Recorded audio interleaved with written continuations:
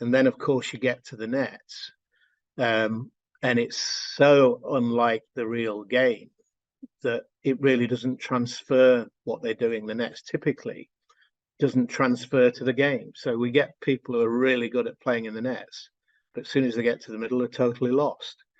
So one of the things that we wanted to try and do is create games in the nets as well.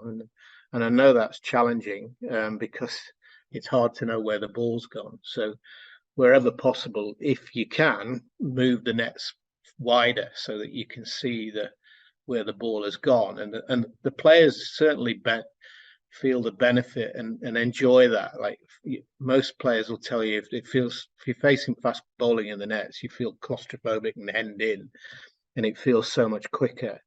But when we did some work in Dubai with England Lions, we pushed the nets back, and the players remarked on how much it felt much more like the game through that.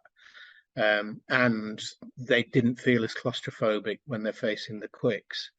It allowed us to put sort of props in the area as well, like chairs as fielders or mannequins, and then we could see whether they beat the field or not, things like that as well. So ideally we want to create games within the nets. If you can get two batters in there, that can be hard to start with because batters think the net is for them, but we want them to work together to solve the problem. I think that's a really important part.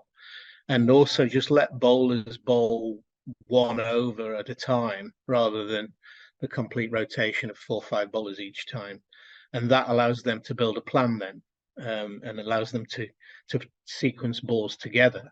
And if you've got 2 bowlers in the net, have the other one as the umpire, because we know that if there is no umpire, then that changes your run-up patterns, which is why we see a hell of a lot of no balls bowled in the nets.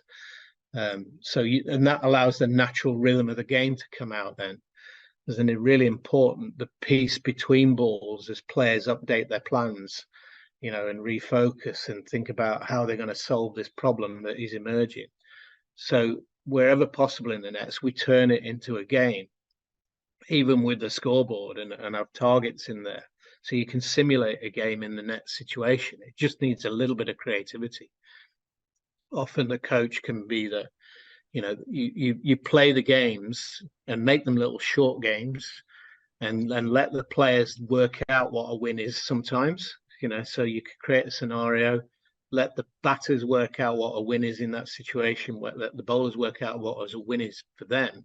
Sometimes they might come up with the same goal, they both might think they won, and that really doesn't matter in a lot of ways. But then the role of the coach is to go in at the end of that and go, right, how did that go? What could we do to help that you improve and get better at that? Right, let's have another go at it. And I like the game 2v2 games where you can have the batters playing the bowlers, but then they swap over. So everybody, it is a score to get or something. And if you're clever enough, or you plan that well enough, if you've got 2 or 3 nets where you've got 4 in each net, you could play winners versus winners, losers versus losers, and you could almost you create that element of competition that the players will love.